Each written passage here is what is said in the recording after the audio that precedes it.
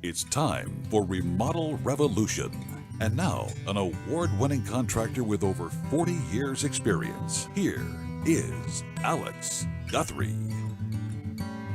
Welcome to another episode of Remodel Revolution. I'm your host, Alex Guthrie. We're coming to you live from the world headquarters of Remodel Revolution, from deep in the heart of the great state of Texas. That's Big D, Big Dallas, Texas, the epicenter of the entire world. That's the epicenter of my world. Today I'm joined with my co-host, Mr. Steve Lauten, and we're going to talk about, I know it sounds a little early, but winter's right around the corner. We're going to talk about getting your house ready for winter. What do I need to do to get my house ready for the winter? So stay tuned and we'll be right back.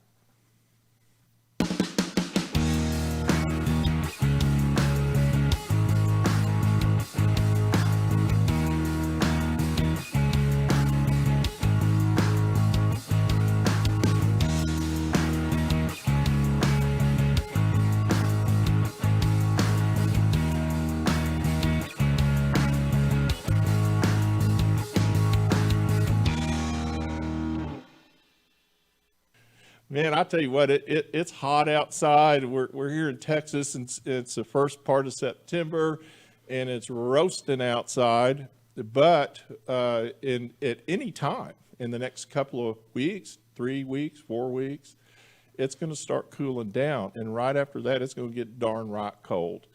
And so, based on also our winter last winter, when we had the big snow-ageddon or freeze-ageddon, whatever you want to call it. We think it's time to have a little early discussion about some things that you could do to help sort of get your house ready for the winter.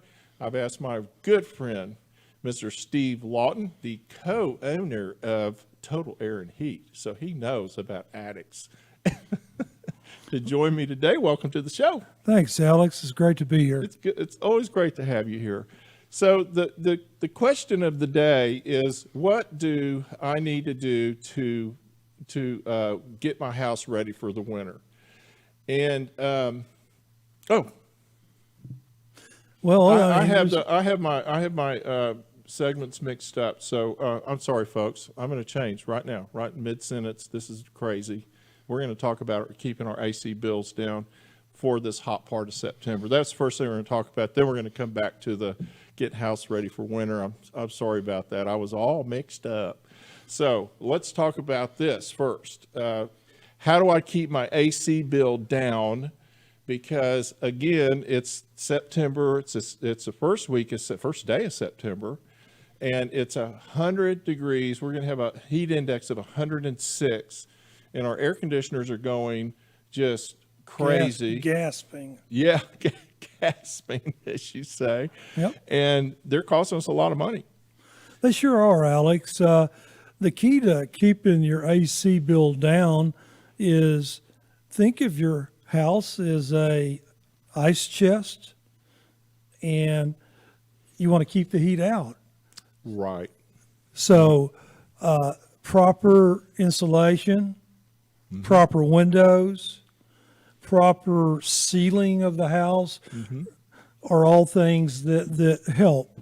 In addition, I'd say 90% of the air conditioning systems in Texas are located in attics. And here we are trying to make ice cream in attics. That's right. and if you go up in your attic and you can actually make ice cream, so you're maybe you get up there and maybe you're having some work done on your house and you're wondering where the work crew is, and you go up, you hear them up in the attic, here's something in the attic. You go up in the attic, you look up in the attic, all the work crew's sitting up in the attic because it's nice and cool up there. Yes, sir. It's nice and cool up there because the air conditioning ducts are loose and they're blowing the cold air to the attic, and that's not really, real unusual. And it's pretty typical, it's pretty actually. Typical, yeah. I mean, sometimes we go up and we find ducks laying on the ground in the attic, disconnected, animals chew them, and some of them are just old and worn out.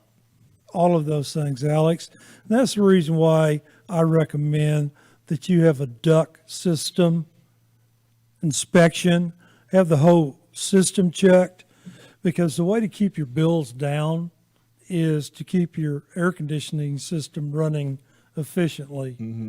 The system needs to be clean, especially the outdoor unit, because that's where it's getting rid of the heat is outdoors.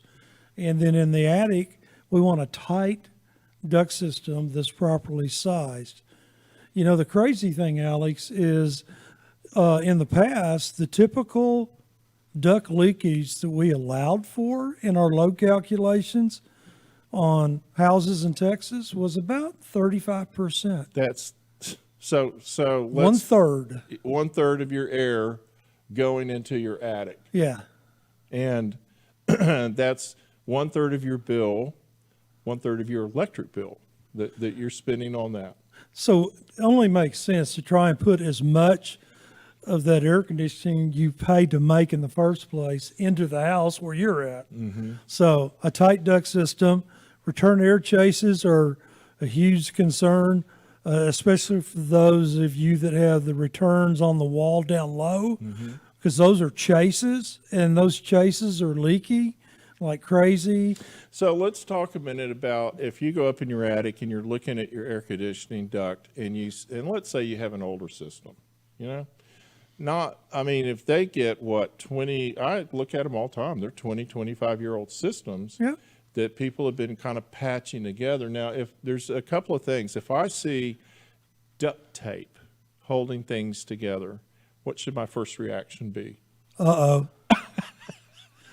Duct tape's some great stuff, and when you initially put it on your duct to seal leaks, it's great. Problem is, after all that heat and moisture up in the attic, that tape lets go. So the right way to do is put the duct tape on first, then put a mastic seal on top of that holds everything together and sealed. So we didn't used to use mastic seals. Not at all. Back in the day, we used tape. Yes. And that's what we had. And sometimes we wrap stuff around it and put some staples in it. And that's just the insulation. That's just the insulation, yeah. Wrapped insulation around, stapled it, put a little duct tape on it, and then you go up now and it's all laying on the floor of the attic. Whether it's laying on the floor of the attic or not, that could be an issue because flex duct is not nearly as efficient as metal duct. So the less sags and bends you have in it, the more efficient it is. That's not so much an issue with metal duct because you got to put elbows on it to make a turn.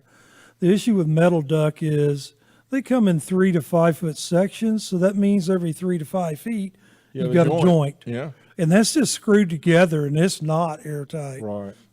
So again, you would go in and you would mastic those seams in that. And, we do what we up. call a strip and seal. We strip the insulation off, we seal the duct, and then we either put new insulation on or put the old insulation and staple it back together. So let's talk about one thing is to insulate the attic. And so when we're talking about keeping your AC bill down, it's sort of a, you know, there's a lot of things included in that doesn't have to do with just the air conditioning system. It's the attic itself. If your system's in the attic. And so one of the things is to make sure that you have a properly insulated attic that allows your system to work to its fullest potential. In ventilated attics too, I'm not a big proponent of using anything electrical to ventilate an attic. I'm more of a passive ridge vent, continuous soffit vent. And so there's radiant barrier. Absolutely. And so our attic, and the way our attics, the way the system should work is that you can calculate, and we talked about this a couple of weeks ago when we were talking to roofers, and we were talking about roofing, and roofers kind of arbitrarily putting vents in roofs without really calculating how big they need to be or where they need to be. That's all changed because our equipment is so expensive, it's so expensive to run it, it's a lot more sophisticated than it used to be. And so we want to calculate the amount of air coming in and the amount of air going out. So we create sort of a flow of hot air because here in the hot part of the country, we're worried about the heat of summer, not so much the cold of winter. We don't have that cold of a winter, but we have super hot summers. And so we're trying to control the amount of heat that's in your attic to make sure that the AC system that's in your attic is working to its fullest potential. So a big part of that is getting the hot air out. And Absolutely. You've got to have they used to just go up. I'll look at a roof and they'll have a couple turbines on it spinning. And I go, well, that's not getting, and you go up in the attic and it's 140 degrees. Absolutely. That's actually a common temperature. I've seen it much hotter than that. And it really depends on Especially when we put black shingles on them. Exactly. Color of the shingles is important. Yeah. And also the peak. The closer that ceiling of the attic is to you, the more heat there is. Right, radiating down into the, Yeah, so really kind of fighting with all the mechanical stuff. So the high roofs, that have a lot of space for that heat to rise and hold in is a better situation than a low peak roof. Well, and then you can put a ridge vent on it and the hot air goes out that way. And so we want to make sure that we've got it insulated properly, and then we've got proper ventilation,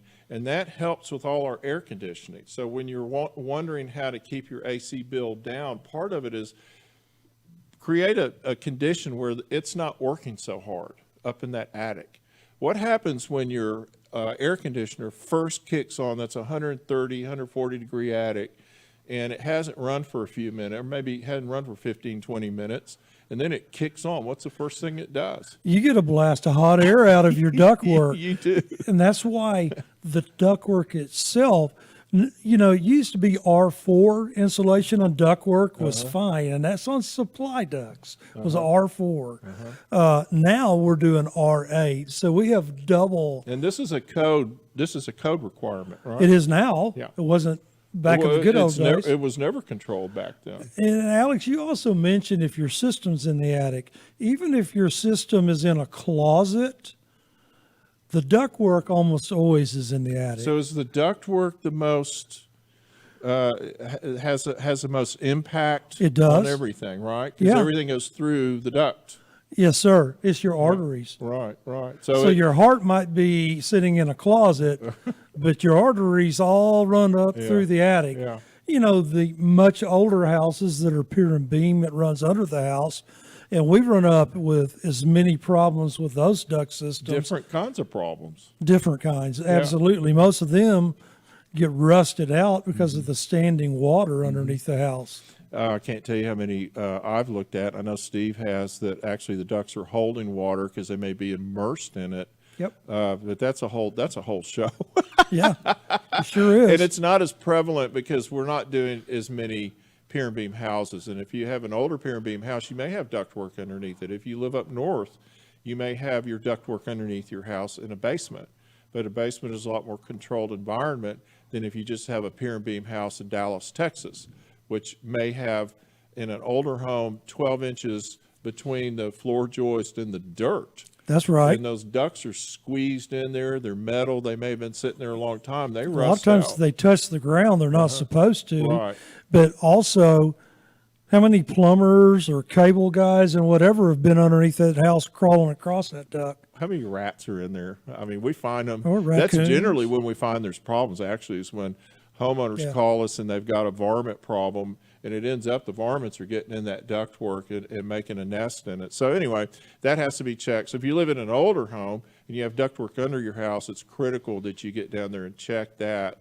And a lot of times we've had to tunnel under. We've had to do all kinds of stuff. Yeah, dig dirt. trenches, absolutely. Yeah. I mean, it's a nightmare scenario and it's really expensive, but it beats the alternatives of a very unhealthy indoor environment if you got ducts leaking under the house. So our next question is, how do I use my AC to lower my electric bill? Can we go to cut 2? We can actually, if we have an efficiently running AC, then we're actually going to save some money on our electric bill. Absolutely. We recommend yearly tune-up of your air conditioning and heating 2 times a year. One's related to cooling, one's related to heating. And here's the key. Your air conditioning runs enough hours in a year is similar to a car traveling about 75,000 miles, Alex. And most people don't understand this. An air conditioner does nothing more than move the heat that's inside your home and transfers it outside. That means the coil that the air moves across inside needs to be clean, and it means the outdoor unit coil needs to be clean too, and that alone can affect your utility bills. So most people 10 to think 15%. they think it's just blowing cold air into the house. They Yep. don't understand that. It's not. It's taking it's heat, actually removing the hot air out. and that's how we dehumidify your house. Uh-huh. The coil, when the refrigerant is charged properly, gets cold enough that it causes the air going across that coil to reach the dew point. Mm-hmm. And that's why you've got a drain pan and a drain line on that coil, because that's how you're getting humidity out I of thought your house. that was just there to water the squirrels in the And it's attic. tens of gallons of water a day. Get a clogged drain line and see how fast your house floods. Yeah, that's right. No, I got you. I'm with you on that one. So, so the way you save money on with your air conditioner is actually having it tuned up and having it running properly. In other words, you're saving money by not spending money running an inefficient system, right? You're paying to run an inefficient system is exactly right. Just 6 ounces low on refrigerant can make a massive difference. That's And how well your system runs. It has to run that much harder if it's low Yep. to get to that air temperature that you're looking It's for. no different than your car being low on radiator fluid. Does the engine run as well? Okay, so the next question that came to us is, what should I keep my AC, my thermostat on to save money? What temperature should I keep my AC at to save money in the summer, in the heat? In Texas, according to Department of Energy, the utility companies, 78 degrees is the recommended temperature in the summer. And for every degree you lower it below that, Alex, you increase your bill 10%. Increase your bill. So you go from 78 to 77, you raise your bill 10%. My wife's going to have to get a job. Yes.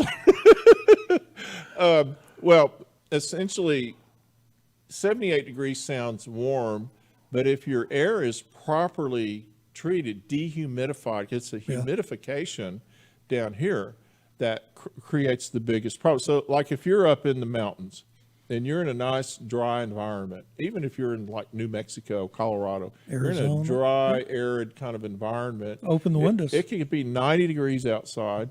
And if you get in the shade, it's cool Yeah. or it's comfortable. It you know. is comfortable, absolutely. And if you're in a house that's well insulated, it could be cool. It could retain, because you don't have that It's humidity. back to that ice chest deal. The house and the walls in the attic is a barrier to that radiating heat coming in. And so one of the things that we've developed over the years to and I wouldn't say perfected, but a system that we're using is radiant barriers in houses. And one of the reasons for that, the main reason, is to keep the radiant, which is basically the sun rays, or the energy from the sun. Someone's at your house. Somebody didn't put their phone on silent. My phone is on silent. It is. Maybe my iPad's Anyway, what radiant barrier does is it reflects the radiance or the rays, the energy from the sun back out through your roofs. What people don't realize is that when that energy goes through your roof, it'll go through your attic, down actually through your insulation, particularly if you don't have enough of it. And it absorbs into us. It absorbs into Absolutely. your furniture, everything. So you have this constant exchange of energy that you don't even realize, but it's what's warming you up, and that's kind of what you're controlling. If you take that out, I mean, I did an attic, and I had a client that had a bedroom that was kind of a typical North Dallas house where the second floor, the big high-pitched roof was kind of built over it where the walls of the bedrooms upstairs were actually in the attic itself. Knee walls.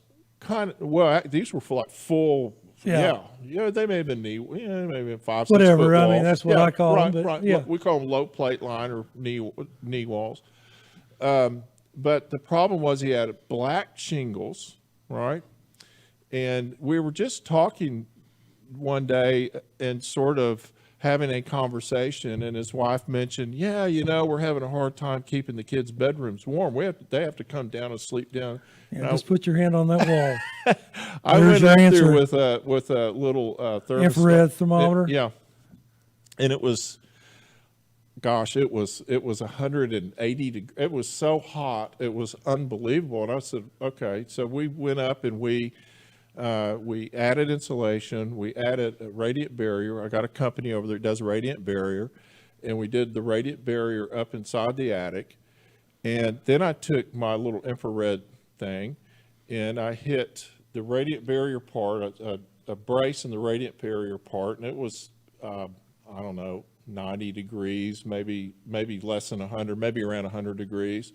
And then I went to the other part of the attic we hadn't done and did the same thing. It was 130 or 140 degrees. Yeah. And so the difference of that 30 degrees is just phenomenal, because it radiates all day and all night. It doesn't just go away. The interesting thing is those walls exposed to the attic rarely get enough insulation on them. Normally it's just a normal laying kind of bat that's on there. Yeah. What's that, R11, R13? R13 at best. Yeah.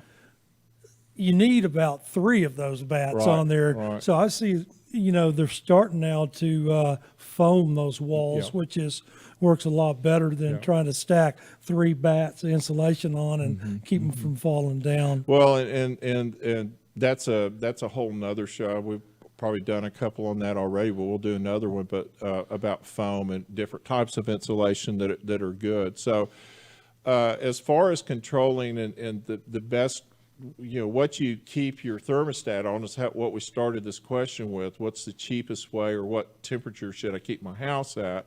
And Steve says 78, and 78's fine.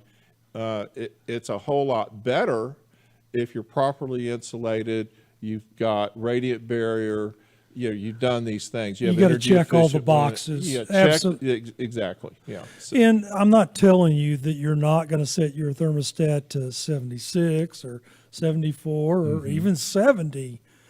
All we're saying is 78 is the temperature that the experts on energy efficiency say is the best setting, and go from there. yeah. Well, let's hope they live in the hottest Yeah, part yeah. of the country, so Yeah.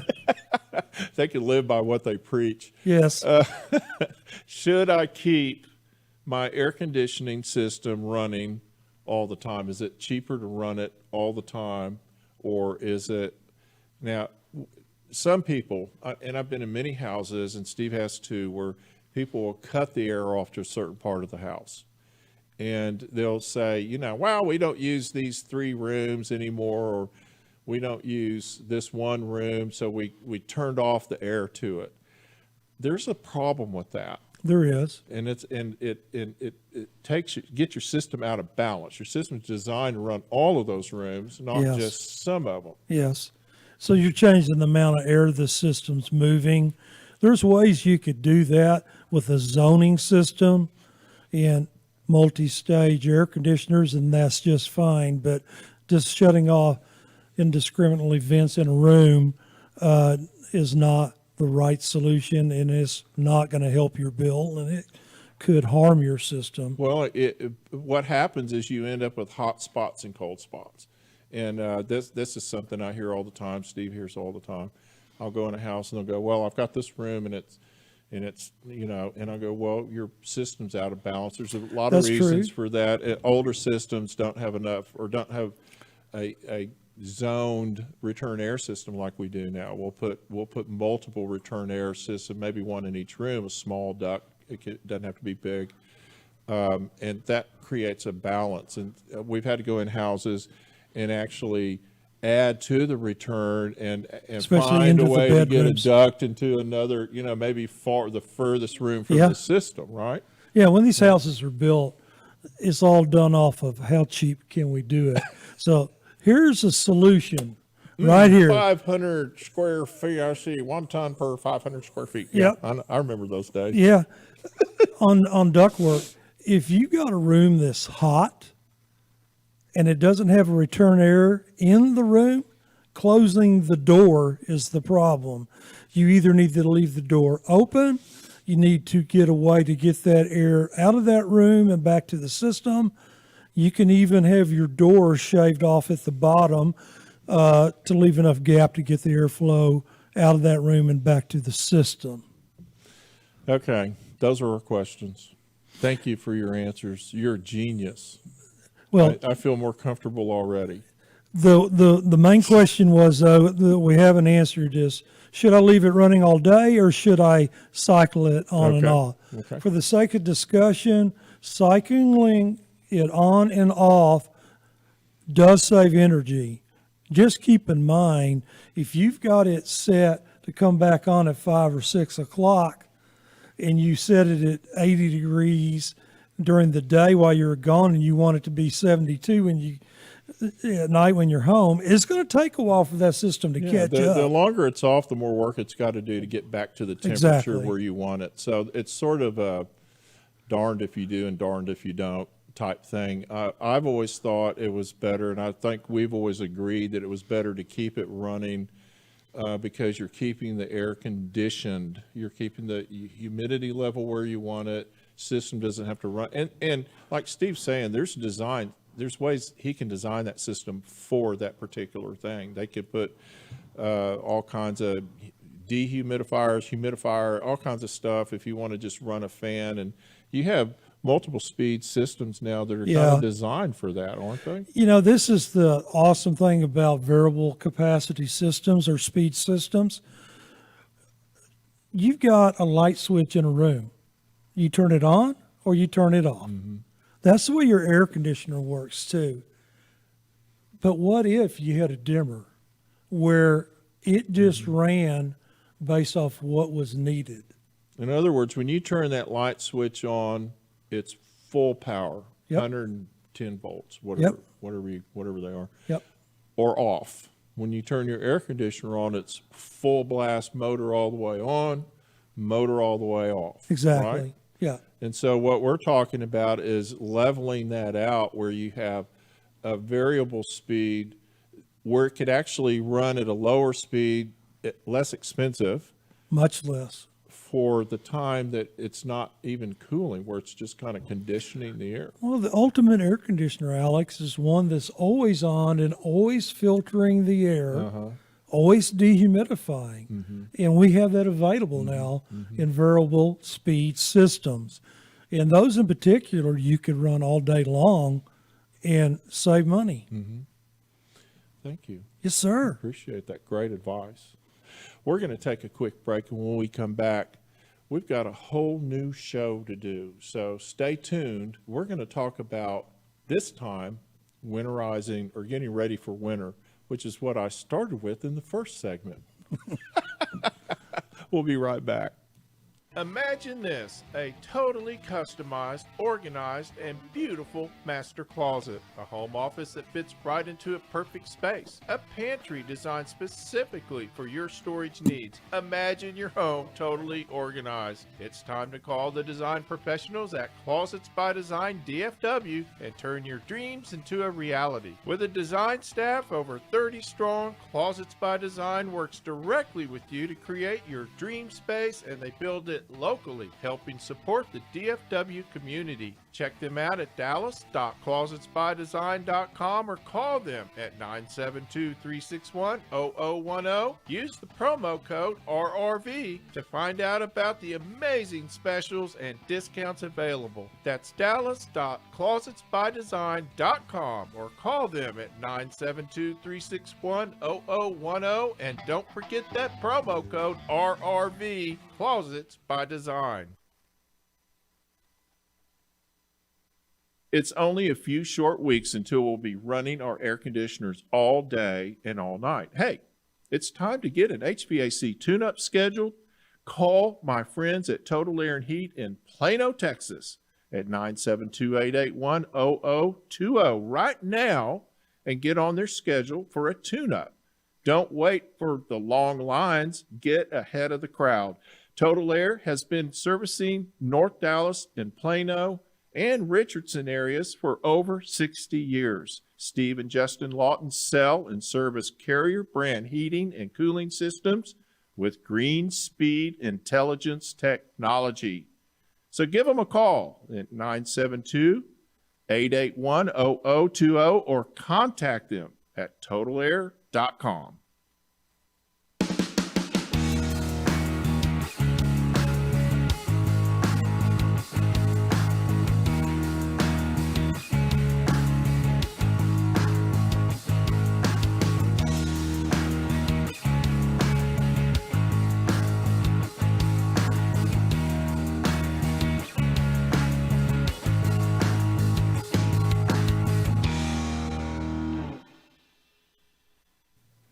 Well, I know it's early September, it's hot outside, but before you know it, it's going to be cold and it's going to be winter. And this is your opportunity for the next few weeks to get your house ready for that. And so we're going to do a segment today on getting your house ready for winter. And I've got my good friend, Mr. Steve Lauten. And Steve and I have been around long enough, and we've been in enough houses. We have some good ideas as my mic takes a dump on me. We have some great advice for you, and so let's get right to it. So one of the things that we learned last year was, or I guess it was 2021, when we had Freeze-Ageddon, and Freeze-Ageddon was pretty hard on everybody, really all over the country. It hit us really hard because we're just not equipped for, and the Farmer's Almanac they're talking about today, this week. Farmer's Almanac says we're going to have another brutal winter. Now, brutal winter in North Texas could mean like usually 5 days below freezing. But what we learned last year, or this year in February, is that we can have 2 weeks well below around a zero. Like sub-freezing. 2 weeks below 10 degrees. Yeah. And so that was devastating. And it would be again, I would imagine. Yeah, I think it'd just be a repeat because houses simply aren't designed for this, Alex. Not down here. So No. You are a Freeze-Ageddon victim. I am. Tell us your story. I'm on the power grid that did not ever lose power in Plano. And everything was rolling along just fine. And then it finally got down into those low temperatures of 10 to 5 degrees, even close to zero. And I had 3 pipes freeze and burst in my attic. In your attic. Yeah, and $80,000 later. And literally, there's nothing you can do about that. That's how the houses were built. And it got so cold, it doesn't matter how well they're insulated, it got through it. Exactly right. And I've done some things to try to prevent that by wrapping batt insulation around the insulated pipes and then putting more insulation in above and below it. But the reality is that most houses are going to have some areas where really isn't accessible for you to do anything about it. Well, pipes that are in the walls. And then when it gets so cold, and then our biggest problem was that we didn't have electricity. In most people's cases, that was a problem. We never, where I live, we never lost electricity. We were very fortunate, but most people weren't. And so if you have temperatures like that and it's 3 or 4 days below freezing, you're in big trouble. I don't care where you live. Yeah, the saying of leaving your faucets running is even more imperative under those circumstances. And I'll admit that I didn't think I needed to on some of them. because I had pipes freeze, and it wasn't like the fixtures were on outside walls.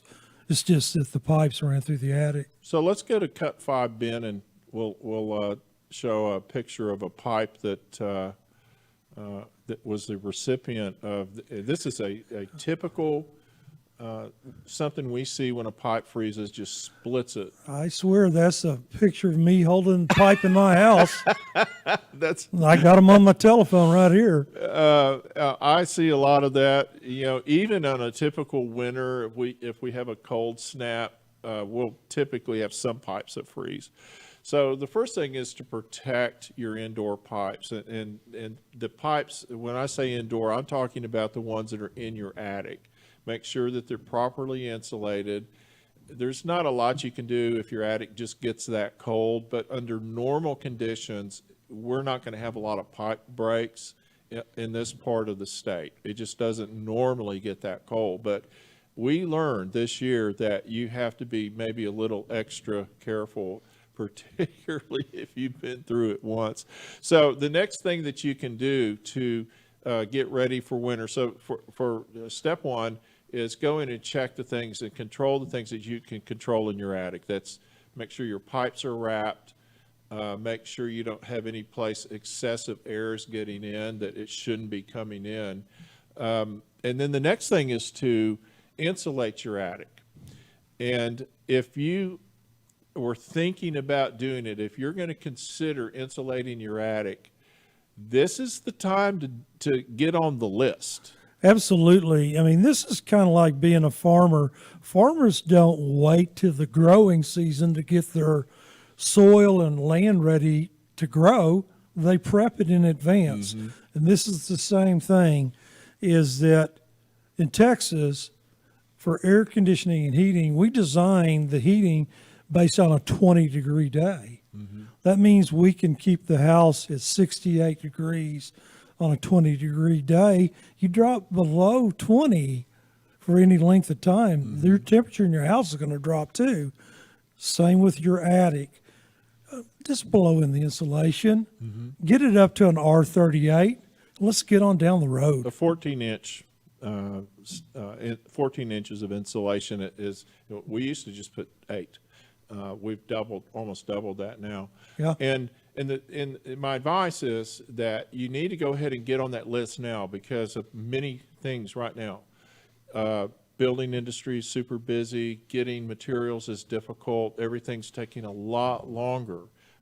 Really, the reason I want to do this segment this early in the year is because things are taking so long to get done now that I would go ahead and have someone come up and look at my attic, get a couple of quotes if that's what you need to do, and get on the list to get this done. This will make a huge difference in your comfort and your ability to control the air inside the temperature of the air inside your house when it gets cold.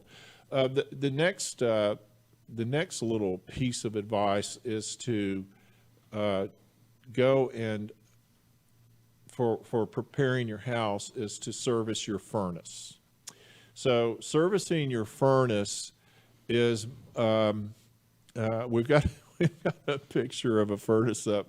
It looks pretty typical of an older furnace in an old furnace closet or air conditioning closet. It's all rusty and yucky looking, and that's pretty much what furnaces look like around here.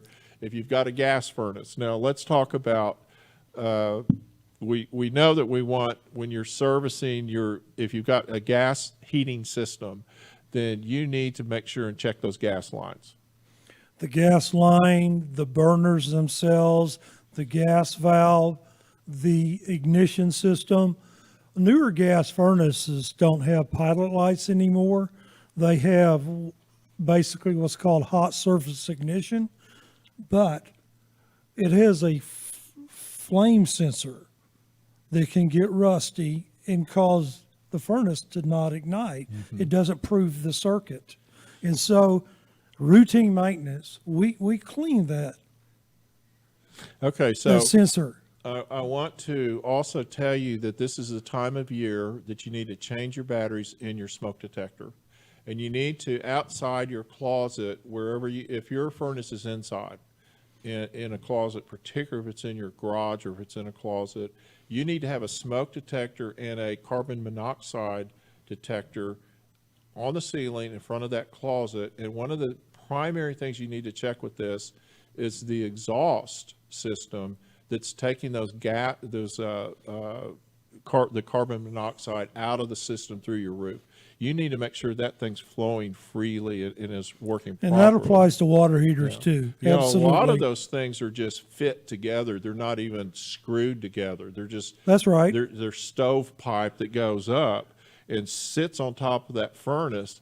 And if somebody gets up and works on your roof, they can knock them loose. We see them all the time. Steve, I see them all the Re-roofs. time. I mean, it's amazing how many flue pipes we find apart in the attic after a house gets re-roofed. Exactly. Or if someone's just up there, they insulate your attic. You never know.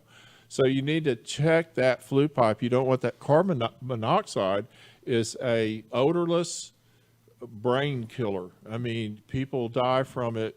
If they don't die from it, they have really, really bad injuries from it. So it's super important to check that. Super important to have that smoke detector and carbon monoxide detector. Okay. Get your chimney. Yeah. Why is it code on new houses to have a carbon monoxide detector in a house that doesn't have any gas? I have no idea. Do cars run on gas? Oh, yeah. It's amazing how many people have remote start, things like that on Very their cars, interesting. Very and they interesting. leave those cars running. Yeah. There's people that have died where there's a bedroom above the garage, and they're gone. Well, what Somebody happens left the car running. is someone will come in, a busy mom may come in from the picking the kids up from school, and everybody's going crazy. She's trying to get them in the house, trying to get the groceries in the house. She forgets to turn her car off. It happens. These things happen. Or somebody, like Steve said, maybe you're warming your car up, you know, and you're leaving it running. If there's a bedroom or living area above your garage, make sure you've got, and now we've talked about this a lot. I've talked about this over the years a lot. And I remember a story, seems like it's 10, 15 years ago, where this exact same thing happened to a family in Houston. They lost some children because of this. And so I think it's just super important to have and these things don't cost a lot of money. There's really a lot of them now are hardwired in. They're hardwired right into the fire department. If it's activated, there's other people notified about it. And so get that done. It's super, super important. Okay. Our next item is clean your chimney.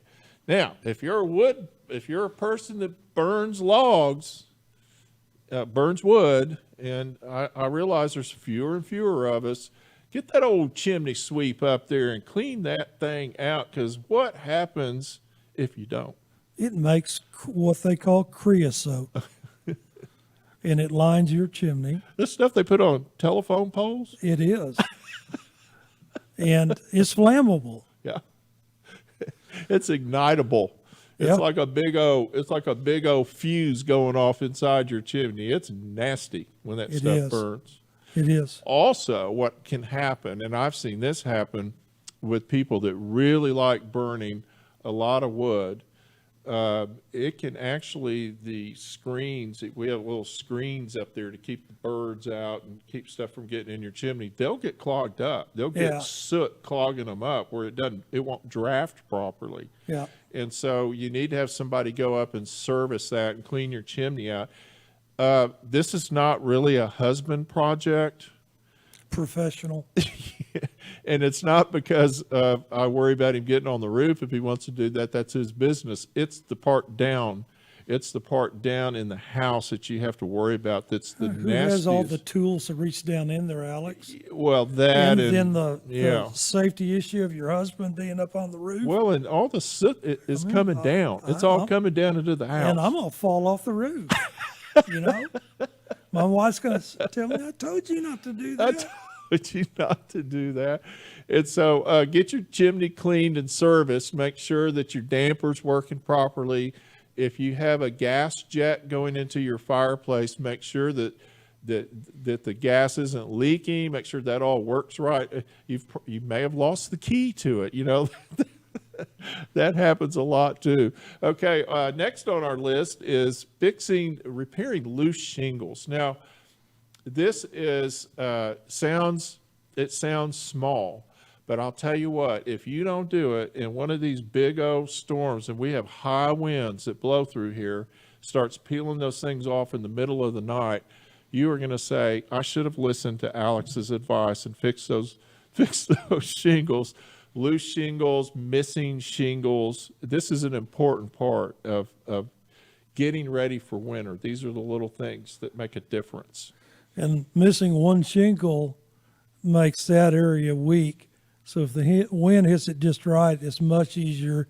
Go ahead and just shred all those. Yeah, get up underneath it, and it lifts it literally up and off. Yeah, and if it sat that way for a long time, you could actually have some damage to the underlayment, and so fix it. Call your roofer. It's inexpensive. Fix it. That is next is clean the gutters. And so what happens if you go into the winter and you get into a rainy part of the year and you have not cleaned your gutters? They're full of leaves. Let's just say they're full of leaves and they're not draining properly.